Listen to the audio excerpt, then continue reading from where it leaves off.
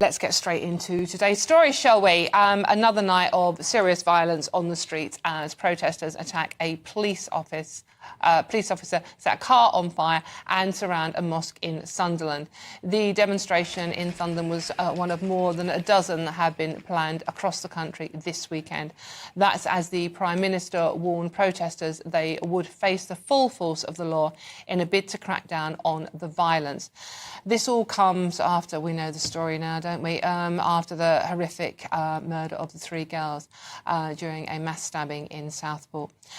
Joining me now is GB News reporter Doogie Beattie. Doogie, can you tell us where you are and what's happening? Well, I'm in Belfast city centre, where earlier on in the week there was an anti-immigration rally organised, and then what happened was a pro-immigration rally was organised at the same time in the same place. And what we have on one side of the street, if you ever wanted to explain how this unrest happens, on one side of the street we have unions, we have pro-Palestinian, gay pride all on one side of the street, protesting that they want immigrants to come in, but most of these people are white-collar people, middle-class people. And on the other side of the street we have working-class people who are anti-immigration, because of course it's the working-class areas that have took the majority of these immigrants into their areas, and they are feeling the effects of this first. But when I arrived here, it was only one side of the demonstration. Then of course the other side arrived, and then the first side, which the middle-class people, which I was astounded by, started chanting "Nazi scum, get off our streets."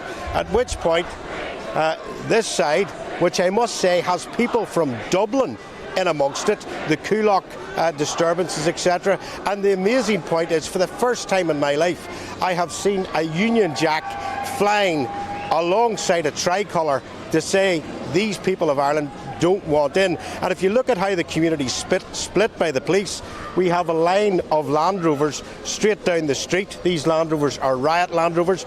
The PSNI, the Police Service of Northern Ireland, is extremely well rehearsed in dealing with riot situations. The underneath of these, you've seen the other night in Southport that the police wagon was set on fire. That really doesn't happen here. These are made of Kevlar, and underneath of them have huge cages that stops objects going underneath them and clears the way during a riot situation.